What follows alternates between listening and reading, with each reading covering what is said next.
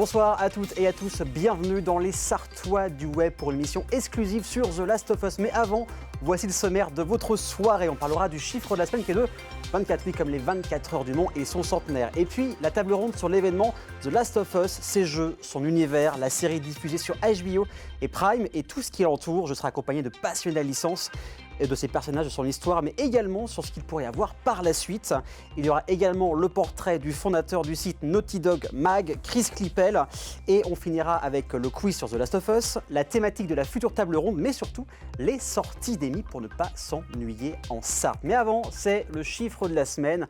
24, oui, un peu cliché, mais c'est les 24 heures du Mans. Les places pour le centenaire des 24 heures du Mans qui auront lieu les 10 et 11 juin. Et il n'y a plus de places disponibles malheureusement, mais il y a une bonne nouvelle sur ça. L'ACO a mis en place un marketplace, un lieu où vous pouvez revendre et également racheter des places par les particuliers.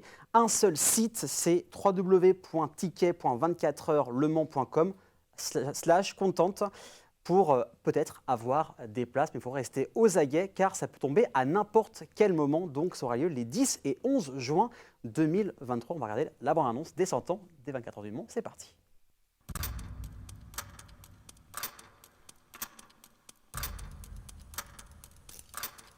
Se lancer, s'élancer, le souffle de chaque mètre. Contre le temps, la poussière dans les yeux, le chemin devant soi. Et encore avancer, contre le temps, toujours.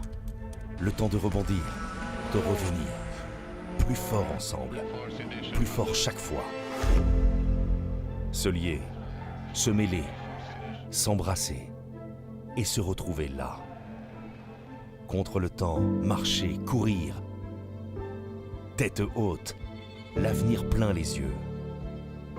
Contre le temps, tous ensemble, tout le temps. Endurer, résister et grandir. Contre le temps, se battre. Recommencer plus fort.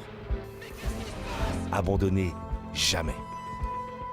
Et les yeux droits devant, conquérant, le cœur gonflé. Contre le temps, rêver, se rêver, s'élever.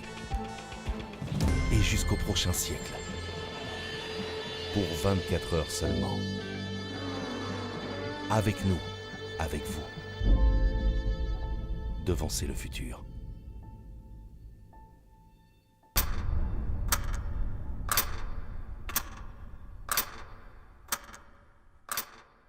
Les 10 et 11 juin, le centenaire des 24 heures du Mans. Là, sans transition, on va parler d'une licence, d'une saga culte, c'est The Last of Us, avec cette nouvelle table ronde. C'est parti.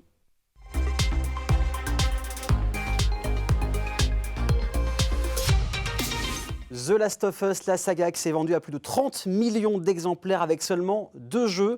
Se passant dans un univers post-apocalyptique refait encore parler lui à l'occasion des 10 ans de la licence, mais également de l'arrivée de la série. On va en parler pendant 25 minutes avec des passionnés, avec Mogo, Aurélie et Le Matic. Comment ça va et bienvenue. Merci beaucoup pour l'invitation. Avec plaisir. Ouais, c'est un plaisir d'être là. Et le Mathis, tu commences à être habitué maintenant, tu as ta carte de membre locaux, des Sartois du Web. Donc on va parler de cette licence qui est devenue culte depuis maintenant une dizaine d'années. Première question, alors comment on peut expliquer à quelqu'un qui n'est pas dans l'univers des jeux vidéo ou de la série ce qu'est The Last of Us? Qui veut commencer brièvement, rapidement? C'est compliqué, hein. Compliqué. Faut pas spoil en plus pour l'instant. Non, vraiment de façon générale. Alors on va pas spoiler le second jeu, mais vu que le jeu a 10 ans, vu que la série est sortie, il y aura du spoil autorisé pour le premier jeu.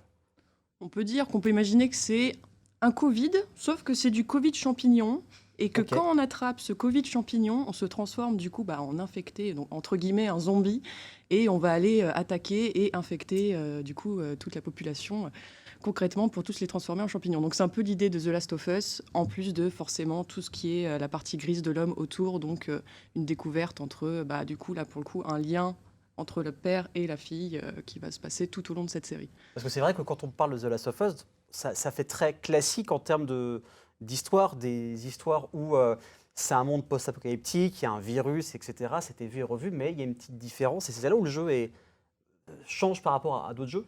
Le synopsis fait très vu et revu, mais le problème c'est que c'est qu'un synopsis et il faut vraiment y mettre les pieds pour se rendre compte de la vraie différence derrière avec ce qu'on a déjà vu à travers d'autres œuvres.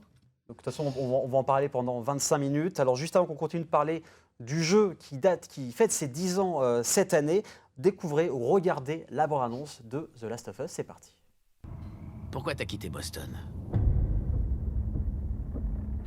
Je me suis lancé dans une drôle d'aventure. J'imagine que c'est lié à cette gamine. Tout est lié à cette gamine, petit frère.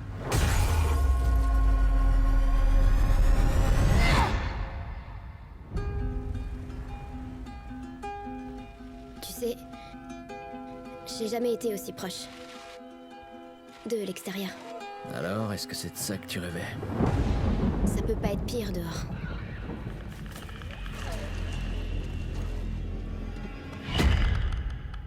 Pas vrai? Il y a très longtemps, je me suis pas mal attaché à quelqu'un. Et dans ce monde, ce genre de conneries n'apporte qu'une chose. Se faire buter. Je peux me débrouiller toute Combien de seule. fois on a failli y passer? J'espère que tu sais t'en servir. Je me suis un peu entraînée. On le connaît par cœur, mais dès qu'on regarde la bande-annonce, on a tout de suite envie d'y rejouer. Il y a la musique, on en parlera tout à l'heure, qui est vraiment aussi un personnage à part entière. Pour vous, qu'est-ce qui fait la force de ce jeu à l'histoire d'extérieur qui paraîtrait un peu classique? Pourquoi The Last of Us est devenu cette saga planétaire? La narration. Je pense que c'est vraiment le gros point fort de The Last of Us, c'est la narration. Après, si on prend le jeu au niveau gameplay, c'est du Naughty Dog avec Uncharted. On a déjà vu,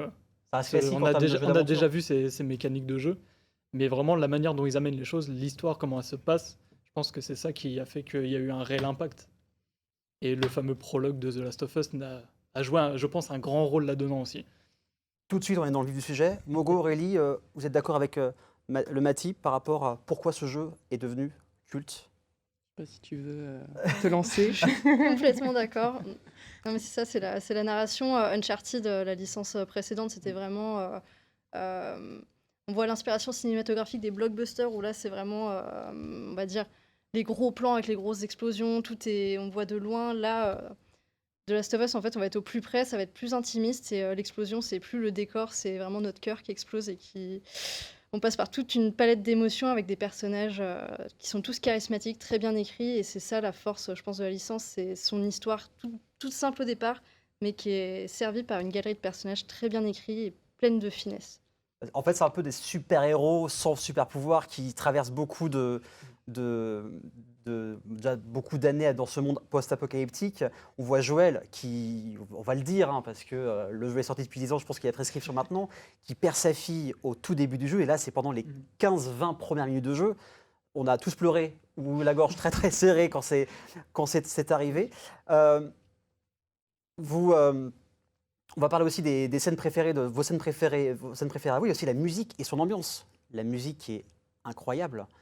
Pour moi, je ne sais pas ce que vous en pensez, mais comparé un peu à John Williams et Star Wars, c'est vraiment un personnage à part, la musique, dans The Last of Us? Ah bah oui, Gustavo Santaolalla a fait un travail incroyable, qui est du coup le créateur des musiques. Oui. Et c'est vrai qu'il y a vraiment cette patte maintenant où dès que j'entends ce petit... Alors, je sais pas si c'est de la guitare vraiment ce qu'il utilise là. Oui, c'est du violon. Un instrument de chez lui, je crois que c'est un conco. Je prononce mal. Mais... Et c'est vrai que dès qu'on ressent son air et qu'on l'entend, on pense tout de suite Last of Us. Et il a réussi à mettre ça justement dans le jeu et aussi dans la série, parce qu'on retrouve toutes les musiques du jeu dans la série directement. Même au-delà, ça m'est arrivé de réentendre des musiques avec un instrument très similaire. Ouais. Et premier réflexe, c'est je cherche le titre et c'est pas Gustavo Santaolalla? Ah non, bon bah tant pis. Parce qu'en plus, à la base, il a fait beaucoup de musique de film et le fait, voilà, c'est vrai que ce jeu est très cinématographique, on le voit dans les images, dans les plans, dans l'écriture. On va parler un peu de vos scènes préférées. Le Mati, toi, c'est la séquence de l'université que tu aimes beaucoup. Alors pourquoi cette séquence-là? Parce que tout le long du jeu, on suit vraiment Joël qui a perdu sa fille, qui du coup se retrouve à la charge, avec la charge d'Ellie, qui est une enfant. Et tout le long du jeu, en fait, on suit leur aventure et leur évolution, qui est un peu compliqué au début. Et quand on arrive vraiment à l'université, c'est un peu ce moment de dénouement où les deux, on se rend vraiment compte qu'ils sont vraiment rapprochés. Et ils se lâchent un petit peu. Oui, c'est aussi, ça. Et l'un vis-à-vis de l'autre, effectivement, ont moins peur d'avouer ce qu'ils pensent de l'autre. Parce qu'on voit aussi, Joël va vouloir faire apprendre la guitare C'est ça. à Ellie, genre de petites choses. Elle trouve aussi pendant le jeu un livre de blagues. D'ailleurs, dans la série, on en parle beaucoup. On en parlera tout à l'heure. Aurélie, toi, c'est la scène où c'est plus fixé sur Ellie, la scène qui se passe en hiver.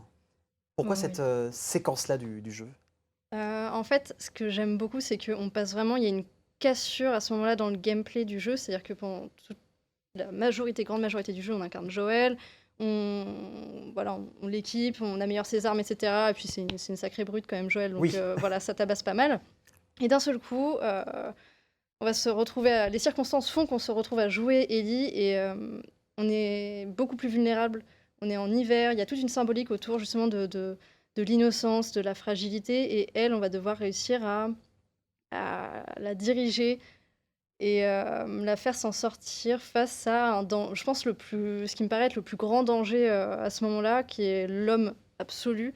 C'est parce que The Last of Us, il y a les infectés, mais on se rend compte que l'humain est véritablement dangereux. Et là, avec Ellie, qui est une adolescente, Oui, qui a 14 ans. Hein. c'est ça, elle est frêle, elle sait pas forcément, elle sait se battre, mais pas non plus énormément. Elle a pas vraiment d'équipement.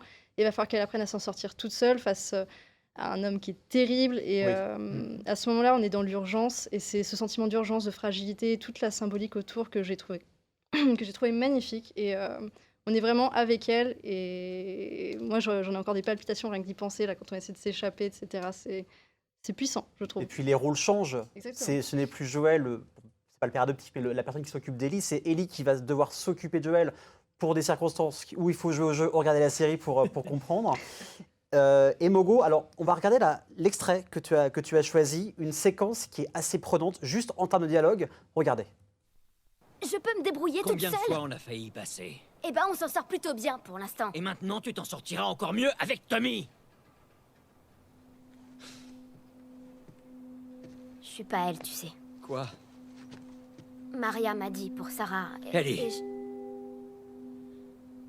Là, tu t'aventures sur un terrain miné. je suis désolée pour ta fille, Joël. Mais moi aussi, j'ai perdu des proches. Tu ne sais absolument pas de quoi tu parles. Les seules personnes que j'ai jamais aimées sont toutes mortes, ou m'ont abandonnée. Toutes sauf toi, merde. Alors me dis pas que je serai plus en sécurité avec un autre, parce que la vérité, c'est que j'aurai encore plus peur. Tu as raison. Tu n'es pas ma fille. Et je ne suis sûrement pas ton père. Alors il est grand temps de se séparer. Préparez-vous, on n'est pas seul. On parlait de la musique qui peut être à la fois très prenante et très discrète. Et là, on entend les petits sons de l'instrument, tout discret. Alors Mogo, pourquoi cette scène-là en particulier? Pourquoi cette scène? Parce que pour moi, Last of Us, ça raconte plein de choses, mais c'est aussi avant tout du coup une relation qui se construit petit à petit entre Joël et Ellie. Donc au début, Joël voit Ellie comme une cargaison. Il lui dit tout le temps d'ailleurs, tu es une cargaison, tu es une cargaison. Et il y a vraiment eu un moment où la relation a changé entre les deux personnages. Et pour moi, justement, c'est cette scène. C'est quand Ellie va enfin avouer à Joël tout ce qu'elle ressent, tout aussi sa peur de la solitude, parce qu'elle a une phobie, alors je ne sais plus le nom de cette phobie qui existe, mais justement cette peur de la solitude. Et tout ce qui dégage de cette scène va justement créer une relation un peu plus père-fille, entre guillemets, où il va projeter Sarah, donc sa fille décédée au tout début du jeu, on s'en rappelle tous, sur Ellie. Et pour moi, c'est vraiment ce moment marquant qui m'a fait beaucoup de frissons et qui m'a mis... couler quelques larmes, Oui, d'ailleurs. rien qu'en voyant même cette scène, la version française, on a de la chance en France d'avoir d'excellents acteurs qui sont dans le doublage. Et rien que la VF, on ressent, déjà visuellement avec ce remake sorti en septembre, on ressent les sentiments, mais là, c'est encore plus intense. C'est ça. Donc en tout cas, on ne peut que vous conseiller de jouer au jeu. Allez, en quelques mots, pour motiver les personnes qui n'ont pas joué au jeu, mais qui ont peut-être vu la série, comment vous pourriez les aider à qui se lancent dans cette folle aventure qu'est The Last of Us? Le Mati. Plutôt que d'être spectateur, soyez acteur.